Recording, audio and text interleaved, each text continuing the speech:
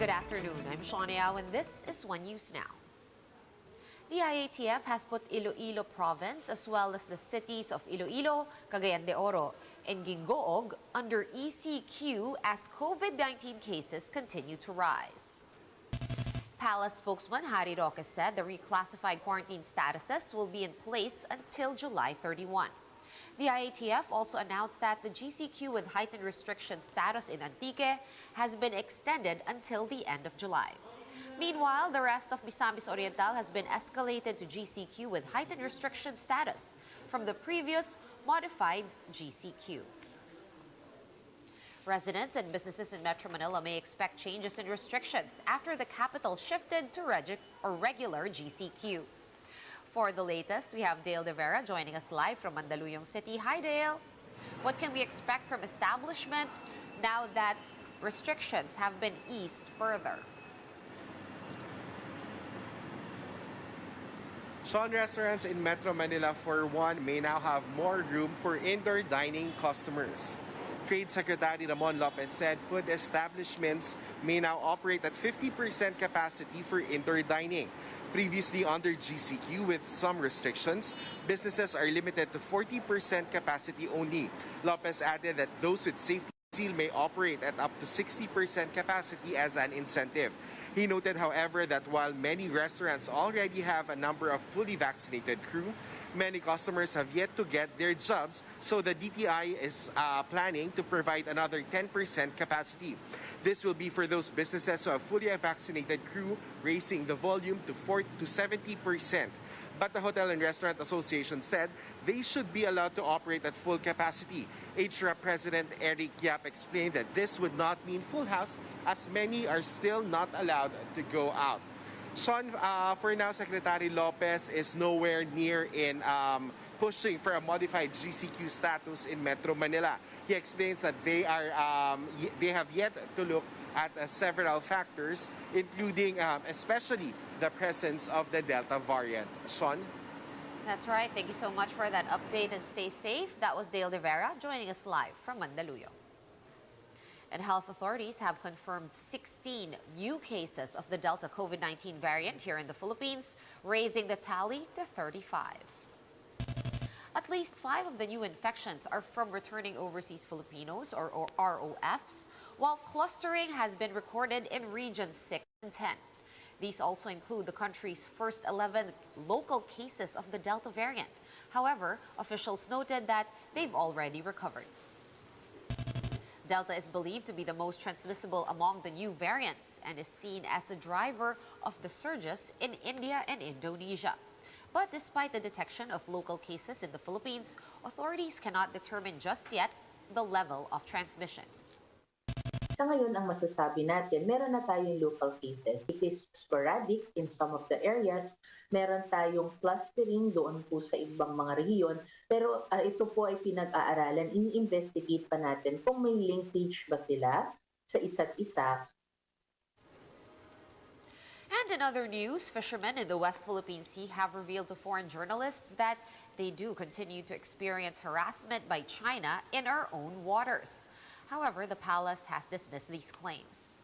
Spokesperson Harry Roque said he's even ready to go to the Panatag Shoal to prove the reports wrong. Arian Calumbiran with the report.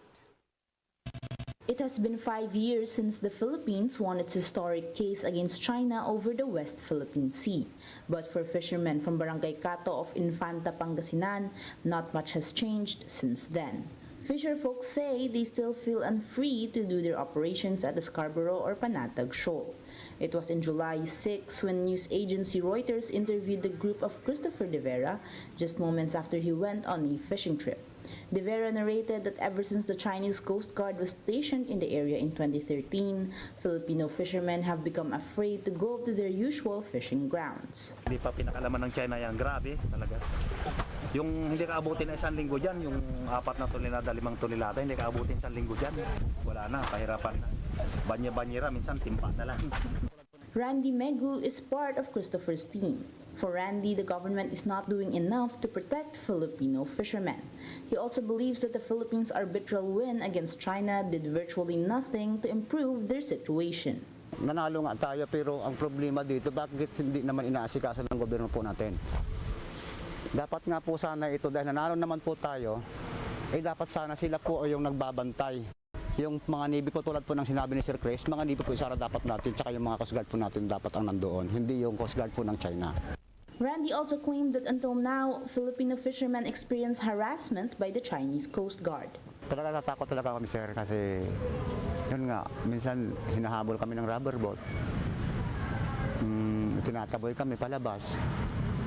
Tulad ng mga nakaranas ng pangharas, binawater cannon daw po sila. Problema dito sa amin is sarili nating palaisdahan. Kami naman po itong takbo ng takbo. Parang ang ano namin is para kami nagnanakaw sa sarili naming palaisdahan. Dahil hindi naman kami pinapayagan kuminsan ng mga Chinese Coast Guard.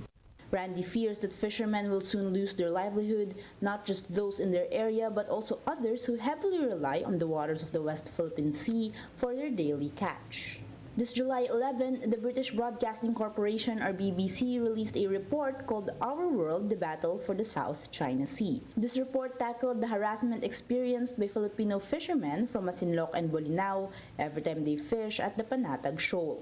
This report did not sit well and was questioned by the palace. In a press briefing aired on national television Wednesday, spokesperson Harry Roque even dared one of BBC's journalists, Vilma Rivera, to call him to discuss the report.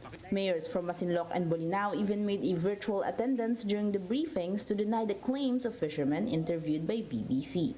If you care to call us, Vilma Rivera, please do so. We will link you up with them nang malaman natin kung sino talaga ang nagsasabi ng katotohanan. On Thursday, Roque also used some time from his press briefing to show some photos of the Philippine Coast Guard with a few fishermen in the West Philippine Sea. These photos, he said, were taken on Wednesday. So sa tingin ko naman po, malinaw na malinaw.